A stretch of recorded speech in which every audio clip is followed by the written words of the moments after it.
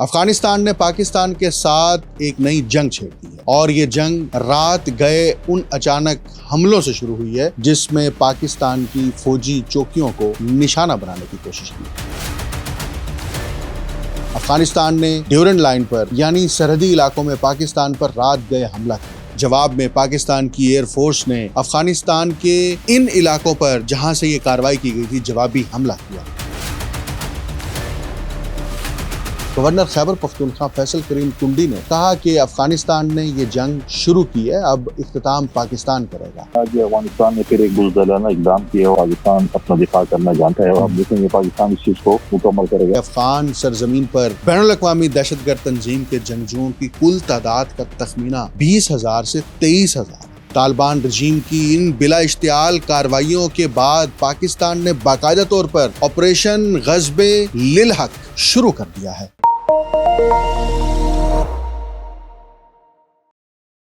آپ دیکھ رہے ہیں انٹولڈ سٹوری ود ڈاکٹر اکمل سومرو۔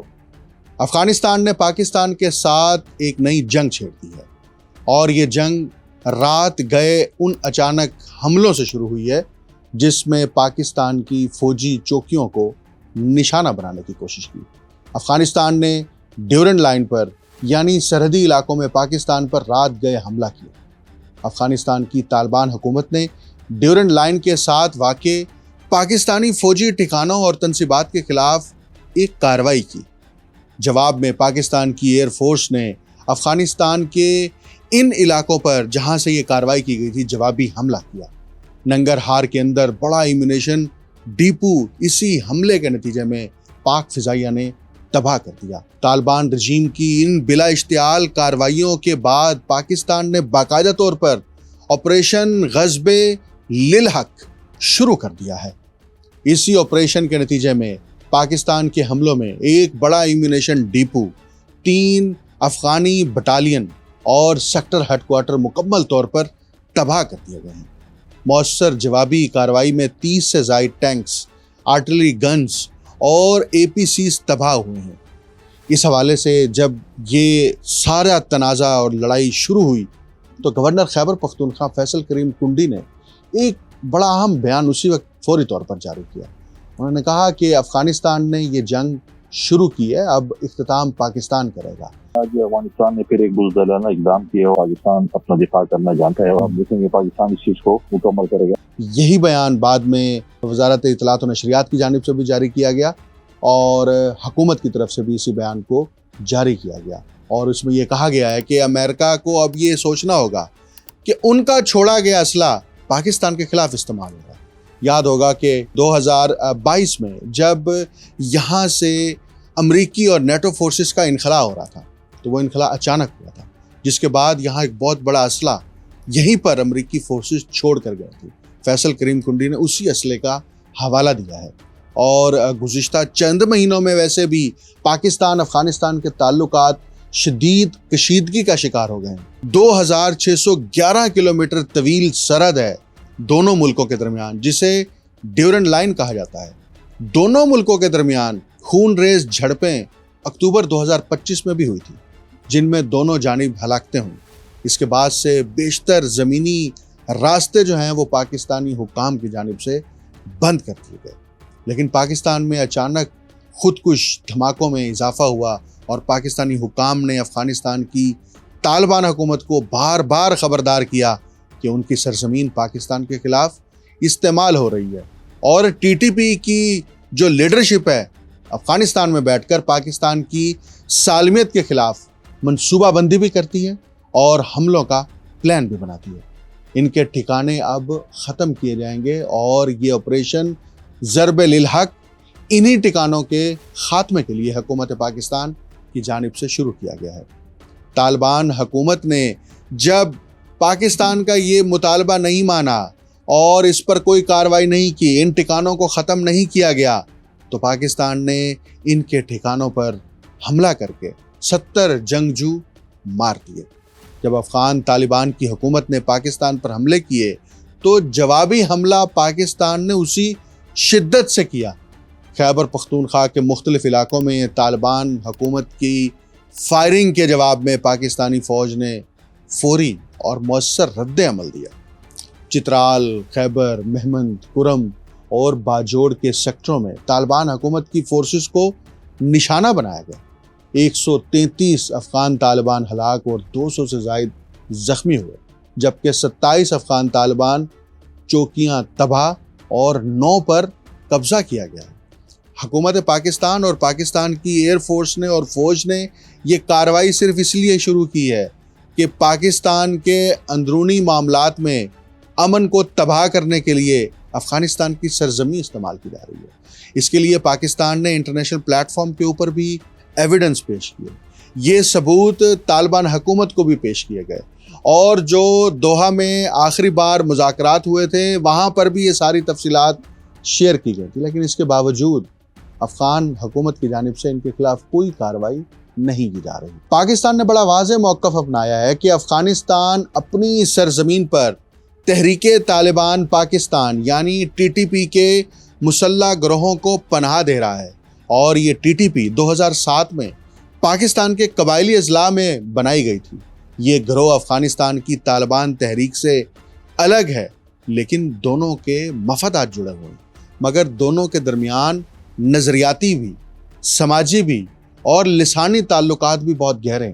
افغانستان کے ساتھ غیر محفوظ اور کھلی سرحد جنگجوؤں کو فوجی دباؤ کی صورت میں محفوظ پناہ گاہ فراہم کرتی ہے۔ افغان طالبان بظاہر TTP کے خلاف سخت کارروائی کرنے کے لیے تیار نہیں، جس کی ایک وجہ دونوں گروہوں کے درمیان ماضی کے گہرے تعلقات ہیں، اور دوسری وجہ یہ خدشہ ہے کہ TTP کے جنگجو ان کے بڑے حریف دولت اسلامیہ خراسان صوبہ یعنی داعش خراسان میں شامل ہو سکتے ہیں۔ امریکہ میں قائم ایک غیر جانبدار تنظیم armed conflict location and event data Pakistan بھر میں پاکستان طالبان سے متعلق 1000 سے زائد پرتشدد واقعات رپورٹ کر چکی ہے۔ اگر افغانستان TTP کے خلاف سنجیدہ اور سخت کارروائی نہیں کرتا تو مزید کشیدگی ناگزیر دکھائی دے رہی ہے۔ افغانستان میں عسکری اور سیاسی صورتحال بدستور چیلنجنگ ہے، جس کی بڑی وجہ دہشت گردوں کی انڈر گراؤنڈ سرگرمیاں ہیں۔ آبادی کی مخدوش سماجی اور اقتصادی صورتحال، قدرتی آفات اور منافع بخش متبادل فصلوں کی عدم موجودگی میں افیون پوسٹ کی کاشت کو ختم کرنے کی حکومتی پالیسی سے بھی ملک کی سماجی اور سیاسی صورتحال اس وقت مکمل طور پر غیر مستحکم نظر آ رہی ہے۔ اسی حوالے سے روس کی وزارت خارجہ نے افغانستان سے متعلق 2 دن قبل ایک تہلکہ خیز رپورٹ جاری کی ہے، جس میں افغانستان کو دہشت گردوں کا اڈا قرار دیا گیا ہے۔ اس رپورٹ میں بتایا گیا ہے کہ افغان سرزمین پر بین الاقوامی دہشت گرد تنظیم کے جنگجوؤں کی کل تعداد کا تخمینہ 20,000 سے 23,000 ہے۔ اہم گروہوں میں داعش شامل ہے، جس کے تقریباً 3,000 جو جنگجو ہیں وہ افغانستان کی سرزمین پر موجود ہیں۔ تحریک طالبان پاکستان یعنی TTP کے 5,000 سے 7,000 کے درمیان جنگجو افغانستان میں موجود ہیں۔ القاعدہ کے 400 سے لے کر 1,500، ایسٹ ترکستان اسلامک موومنٹ کے پاس 1,200 کے قریب جو جنگجو ہیں افغان سرزمین پر پناہ لیے ہوئے ہیں۔ اسی طرح اسی رپورٹ میں یہ بھی انکشاف ہوا ہے کہ اسلامک موومنٹ آف ازبکستان، جو اب اسلامک پارٹی آف ترکستان کہلاتی ہے، اس کے بھی 500، اور جماعت انصار اللہ جس کے لگ بھگ کوئی 250 جنگجو جو ہیں وہ افغانستان کی سرزمین پر موجود ہیں، اور وہاں سے بیٹھ کر وہ پلاننگ کرتے ہیں، کارروائیاں کرتے ہیں، اور انہیں خودکش حملہ آور بنا کے دوسرے ملکوں میں خاص طور پر پاکستان میں بھیجتے ہیں۔ روس کی جانب سے جاری کی گئی اسی رپورٹ کے مطابق TTP جو زیادہ تر افغانستان کے جنوب مشرقی اور مشرقی علاقوں میں موجود ہے، اپنی کارروائیوں کا مرکز بدستور پاکستان کو بنائے ہوئے ہے، جس سے دونوں ممالک کے درمیان کشیدگی میں اضافہ ہو رہا ہے۔ موجودہ افغان حکومت کے خلاف کام کرنے والا واحد دہشت گرد گروہ داعش یعنی ولایت خراسان کی افغان شاخ ہے، جو ملک میں تربیتی کیمپس، گڑھوں اور سلیپر سیلز کے نیٹ ورک کو برقرار رکھے ہوئے۔ یہ گروپ بنیادی طور پر افغانستان کے مشرق شمال اور شمال مشرق میں مقیم ہے، جس کا طویل مدتی مقصد وسطی ایشیا تک پھیلنا ہے، تاکہ وہاں اسلامی خلافت قائم کی جا سکے۔ اس کے حملوں کی شدت اور وسعت کی بنیاد پر زیر زمین یعنی انڈر گراؤنڈ دہشت گرد حکومت کے لیے کوئی خطرہ نہیں۔ یہ ملک کے الگ تھلگ مشکل سے پہنچنے والے علاقوں پر بھی کنٹرول حاصل کرنے سے قاصر ہے۔ دہشت گردانہ حملوں کا صدمہ بنیادی طور پر افغان حکام پر ان کی ساکھ کے اثرات سے پیدا ہوتا ہے۔ داعش کا مقصد طالبان کی حکومت کی استحکام اور امن عامہ کو یقینی بنانے کی صلاحیت پر اعتماد کو کم کرنا ہے۔ یہ گروپ موجودہ حکومت کی پالیسیوں سے غیر مطمئن سماجی گروپس کے درمیان پروپیگنڈا اور بھرتی کی سرگرمیاں انجام دے رہا ہے۔ یہ افغانستان کی داخلی صورتحال ہے جس کے اوپر روس کی جانب سے ایک تفصیلی رپورٹ جو ہے وہ شائع کی گئی ہے۔ روس کی جانب سے شائع کی جانے والی یہ رپورٹ طالبان حکومت کی کمزوری کو عیاں کر رہی ہے۔ افغانستان میں موجود بے شمار دھڑے جو کہ دہشت گردوں کی سیف ہیون بن چکے ہیں، اگر طالبان حکومت اس سے نہیں نمٹتی تو پاکستان نے یہ فیصلہ کیا ہے کہ ان دہشت گرد گروہوں کو ہم ملکی سالمیت کے خلاف کام کرنے نہیں دیں گے۔ اور یہی وجہ ہے کہ پاکستان نے پہلے فیز کے اندر ان 16 لاکھ افغان مہاجرین کو جو غیر قانونی طور پر پاکستان کے اندر رہائش پذیر تھے ان کو یہاں سے واپس افغانستان بھیجا۔ اور میں یہاں پر یہ ضرور کہنا چاہوں گا کہ یہ پاکستان کا بڑا دل ہے اور پاکستان نے مسلمان بھائیوں کے لیے خاص طور پر کم و بیش 40 سال تک ان افغانیوں کو یہاں پر پناہ دی۔ اور جب یہی افغانی پاکستان کی سالمیت کے خلاف پاکستان کے اندرونی معاملات میں امن عامہ کا نقص پیدا کرنے میں پیش ہوئے تو پھر پاکستان نے یہ سخت فیصلہ کیا اور ان کو واپس بھیج دیا گیا۔ لیکن یہاں پر تشویشناک بات یہ ہے کہ اس وقت افغانستان جو ہے وہ کسی اور ملک کی پراکسی بن گیا، اور وہ ملک دو ہیں، ایک اسرائیل ہے اور ایک انڈیا ہے۔ انڈیا کی پراکسی بھی بن رہا ہے اور افغانستان اسرائیل کی پراکسی بھی بن رہا ہے۔ افغانستان گزشتہ 100 برس سے اسی طرح کی کشمکش کا شکار ہے۔ یہاں پر جب بھی کوئی نئی قیادت آتی ہے، نئی لیڈرشپ آتی ہے تو وہ ملک کی فلاح کے لیے، ملک کی ترقی کے لیے کام کرنے کے بجائے پراکسیز بن کر دوسرے ممالک کے خلاف یہاں کی فورسز کو استعمال کیا جاتا ہے، یہاں کی افرادی قوت کو استعمال کیا جاتا ہے۔ اب بھی یہی ہو رہا ہے۔ پاکستان نے اس لیے آپریشن للحق شروع کیا ہے کہ اب ہم اس بات کے متحمل نہیں ہو سکتے کہ پاکستان کے اندر دہشت گردانہ کارروائیاں کی جائیں، کیونکہ پاکستان اس وقت معاشی چیلنجز سے بھی دوچار ہے۔ پاکستان دنیا بھر کے اندر اپنے ایک پرامن سماج، ملک اور ریاست کا تشخص ابھارنے کے لیے کوشاں ہے، اور ایسے میں خودکش حملوں کے ذریعے سے، سیکیورٹی فورسز کے اوپر حملوں کے ذریعے سے، پاکستان کے کیپٹل کے اوپر حملوں کی صورت میں، یا خیبر پختونخوا کے مختلف علاقوں میں خودکش حملوں کی صورت میں، پاکستان کبھی بھی اب اس امن کو ختم کرنے کی اجازت نہیں دے گا۔ اس لیے پاکستان کی حکومت دباؤ ڈال رہی ہے، کس کے اوپر؟ طالبان حکومت کے اوپر۔ اب دوسری طرف افغانستان کا جو داخلی معاملہ ہے، اس میں افغانستان میں دوسری سب سے اہم دہشت گرد تنظیم ہے۔ بنیادی طور پر ملک کی سرزمین کو تربیتی کیمپس کی میزبانی کرنے اور خطے میں اپنا اثر و رسوخ بڑھانے کے لیے مختلف دہشت گرد اور انتہا پسند گروپس جو ہیں ان کے ساتھ تعلقات قائم کرنے کے لیے استعمال کرتی ہے۔ غزنی، لغمان، کنٹر، ننگرہار، نورستان، پروان اور اروزگان صوبوں میں القاعدہ کے بنیادی ڈھانچے کی سہولیات کی اطلاع ملی ہے۔ بنیادی طور پر جنوب مشرقی اور مشرقی افغانستان میں مقیم پاکستان طالبان تحریک یعنی PTM پاکستانی سرزمین پر حملوں پر توجہ رکھتی ہے اور اسی کی منصوبہ بندی کرتی ہے۔ PTM کی سرگرمیاں افغان پاکستان تعلقات کو مزید پیچیدہ بنا رہی ہیں۔ افغان مسلح اپوزیشن چھوٹی، بکھری ہوئی اور غیر مربوط ہے۔ اس سے حکمران حکومت کو کوئی خطرہ نہیں ہے۔ سب سے زیادہ جنگ کے لیے تیار group national resistance front of Afghanistan اور افغان فریڈم فرنٹ ہیں، جن کی قیادت اے مسعود جونیئر اور ریپبلکن آرمی کے سابق chief of general staff Yasir Zia کر رہے ہیں۔ وہ ٹارگٹ حملوں اور حیران کن حملوں پر انحصار کرتے ہیں، جس کے بعد پسپائی ہوتی ہے۔ مسلح اپوزیشن کی جغرافیائی رسائی محدود ہے۔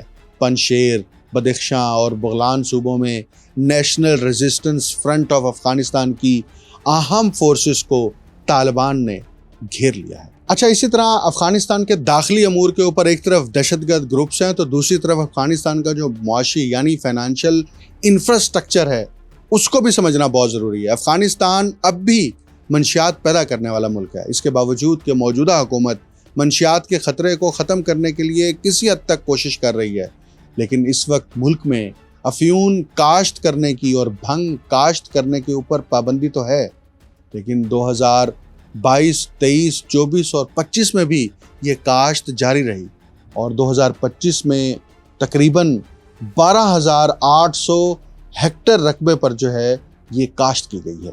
طالبان حکومت نے جب افیون کی کاشت کے اوپر پابندی عائد کی تھی تو اس وقت زیر کاشت رقبہ جو تھا وہ 2,32,000 ہیکٹر تھا اور 2025 میں افیون کی پیداوار 296 ٹن ہو گئی، جو پچھلے سال کے مقابلے میں 32% کم ہے۔ 2024 کے بعد سے کاشت کا مرکز جنوب مغربی صوبوں سے ملک کے شمال مشرق میں منتقل ہو گیا ہے، جو کہ کاشت کی جانے والی افیون کا نصف سے زیادہ حصہ ہے۔ افغانستان میں یہ جو افیون کاشت کی جا رہی ہے اس کی جو قیمت ہے وہ $780 فی کلو گرام ہے۔ اگرچہ اس قیمت میں کمی واقع ہوئی ہے، لیکن ماضی میں افیون کاشت کرنے کا ایک بڑا کاروبار جو ہے وہ افغانستان میں رہا ہے۔ کاشتکاروں کی 2024 کی جو فصل تھی اس سے $260 ملین امریکی ڈالر جو ہے وہ کمائے گئے اور 2025 میں اسی فصل سے 134 ملین امریکی ڈالر جو ہیں وہ کمائے گئے ہیں، یعنی اس کا کاروبار کیا گیا ہے۔ کاشت کی گئی افیون کی فروخت سے ہونے والی آمدنی میں 48% کمی واقع ہوئی ہے۔ پابندی سے پہلے 2022 میں افیون کی فصلوں سے آمدنی $1,360 ملین تھی، جو روایتی منشیات کی پیداوار میں کمی کے پس منظر میں مصنوعی منشیات کا پھیلاؤ ایک تشویش کا باعث بھی بن رہا ہے۔ اس کے اوپر UNODC کی جانب سے ایک رپورٹ جاری کی گئی اور 2023 کی تیسری سامائی کے مقابلے میں 2024 کے آخر تک افغانستان اور پڑوسی ممالک میں میتھم فیٹامائن کے قبضے میں 50% اضافہ ہوا ہے۔ اور یہ سارا جو بزنس ماڈل ہے افغانستان کا، اس بزنس ماڈل کے ذریعے سے وہاں پر جو وار لارڈز ہیں، جو دہشت گرد گروپس ہیں، دہشت گرد گروہ ہیں، ان کی یہ زمینی کارروائیاں چلتی ہیں اور پاکستان کے تناظر میں کیونکہ بارڈرز بند ہیں، زمینی راستے بند ہیں، یہ آمد و رفت ختم ہوئی ہے، تو اس کی وجہ سے یہ جو بلیک اکانومی تھی، یہ منشیات کا کاروبار تھا، اس کے اوپر بھی بہت بڑی قدغن لگی ہے اور یقیناً یہ دہشت گرد گروہ اور گروپس اس منشیات کے کاروبار سے ایک بڑی آمدن جو ہے حاصل کرتے ہیں۔ پاکستان نے پہلے بھی جو ہے وہ افغان طالبان کے ساتھ اور طالبان حکومت کے ساتھ بات چیت کرنے کے لیے قطر میں جو ہے ایک باقاعدہ طور پر دورہ بھی کیا تھا اور ہمارے مندوب بھی گئے تھے، وہاں پر بات چیت بھی ہوئی تھی، لیکن وہ مذاکرات کامیاب نہیں ہوئے تھے۔ ایک اہم پیش رفت یہی ہوئی اسی تنازع کے دوران کہ وزیر اعظم میاں محمد شہباز شریف نے جو ہے وہ قطر کا دورہ کیا۔ قطر کئی اعتبار سے مشرق وسطیٰ، ایشیا اور وسط ایشیا کے امور میں اسٹریٹجک نوعیت کے معاملات میں بھی اہمیت رکھتا ہے اور قطر کے دارالحکومت دوحہ میں عرصہ دراز تک افغان طالبان کا دفتر قائم رہا ہے اور دوحہ میں بھی افغان طالبان کے نمائندوں اور امریکی نمائندوں کے درمیان مذاکرات ہوئے، جس کے نتیجے میں دوحہ معاہدہ عمل میں آیا تھا۔ اس معاہدے کے نتیجے میں ہی افغان طالبان کا کابل پر کنٹرول ہوا اور وہ افغانستان میں اپنا اقتدار قائم کرنے میں کامیاب ہوئے۔ گو ان امور میں پاکستان بھی شریک رہا ہے، جبکہ دیگر ممالک کا بھی کچھ نہ کچھ کردار رہا۔ یہ حقیقت ہے کہ یہ سارے معاملات قطر کے دارالحکومت دوحہ میں ہی طے ہوئے تھے۔ قطر کے پاکستان کے ساتھ اقتصادی اور تجارتی تعلقات بھی ہیں۔ اسی پس منظر میں دیکھا جائے تو یہ وزیر اعظم کا دورہ جو قطر کا بھی ہوا ہے یہ بہت اہمیت کا حامل ہے۔ اخباری اطلاعات میں جو بتایا گیا ہے کہ وزیر اعظم پاکستان کے حالیہ دورے کے دوران پاکستان اور قطر نے دو طرفہ اسٹریٹجک شراکت داری مضبوط کرنے کا عزم بھی کیا ہے اور قطر کے ذریعے سے ہی افغان طالبان کی حکومت کو جو ہے وہ دوبارہ سے پیغام بھی دیا گیا ہے اور اس کی وجہ صرف یہی ہے کہ کیونکہ افغان طالبان کا ایک ہیڈ کوارٹر ماضی میں دوحہ کے اندر رہا ہے اور پاکستان ابھی بھی یہ چاہتا ہے کہ مذاکرات کے ذریعے سے چیزیں حل ہوں، لیکن افغان طالبان کی جو حکومت ہے وہ اس میں سنجیدہ دکھائی نہیں دے رہی اور پاکستان نے یہ فیصلہ کیا ہے کہ وہ اب پاکستان کو پرامن ملک بنانے کے لیے کسی بھی رکاوٹ کو دور کرے گا اور اس کے لیے کسی بھی حد تک جائے گا۔ یہ آپریشن للحق جو شروع کیا گیا ہے، اس کی وجہ یہی ہے کہ پاکستان کی فورسز کے اوپر، سیکیورٹی فورسز کے اوپر جو حملے کیے جا رہے ہیں اور انہیں شہید کیا جا رہا ہے،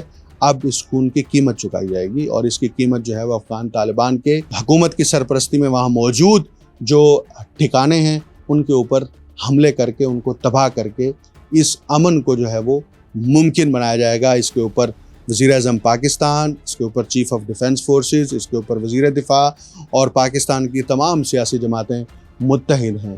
افغان طالبان حکومت کے پاس صرف ایک ہی راستہ ہے، اور وہ راستہ یہ ہے کہ دہشت گردوں کی پناہ کو ختم کیا جائے۔